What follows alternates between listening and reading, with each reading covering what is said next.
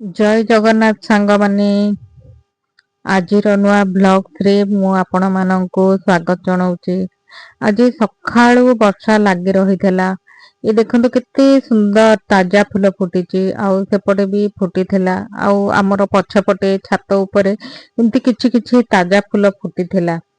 जो फूल की आमे तोड़ी की किछि रखिथिलु आउ तापरे पतिदेव चली जाइथिले। एही वर्षा भितर मध्य पतिदेव चली जाइथिले ताजा माछ आनिबाकू बजार को। आउ किछि समय परे से ताजा माछ आउ ठाकुर पूजा पई फूल नेकी घर को फेरी थिले। आमे बगीचारू भी किछि फूल देखंतु आनिथिलु आउ से ताजा फूल सेठी आपण देखिले केमती लागिला। ठाकुर पूजा हेबा समय रे मु एठी माछ भाजुथिली एवं झरका बाहरर दृश्य को अनुभव करूथिली। ए सुंदर सुंदर माछ भजा एमती करिकी धीरे धीरे मोर होई गला। आउ आमर गतकाली पखाळ थिला। पखाळ को माछ भजा आपण माने जदि खाइथिबे निश्चित भाबरे आपण माने कहि परिबे जे आपण मानको किपरि लागे बोली कि पखाळ आउ माछ भजा। एपटे आमर पूजा मध्य चाली थाए। पूजा चाली थाए माने घरोई पूजा चाली थाए।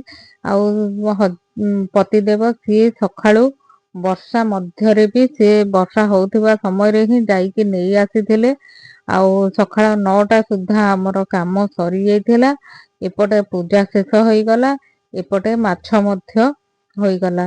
हेले मते गोटे हातरे मोबाइल धरिकी शूट करला बेलको आउ गोटे हातरे उल्टेला बेलको टिके असुविधा होथाए। सेति पई आपण माइंड करिवे नाही। आउ मु ए थालीटी एथिपई घोड़े देई थाए कि तेलटा छिटकी की बाहर को न जाऊ। छिटकिला माने चारिआडे आइंस हुए तेणु मते भल लागे नाही। ठाकुर पूजा प्रस्तुति करुथुबा बेले मु रोसई घरे माछ भजा भी प्रस्तुति करिकी सारी देली। सुंदर सुंदर माछ भजा होई गला। एपटे पूजा मध्य शेष होई गला। शेषरे आमे दुई जण एकाठी बसिकी पखाळ सहित गरम गरम माछ भजा खाइलु। वर्षा दिन रे एही सरल खाद्यर स्वाद सतर किछि अलगा थाए।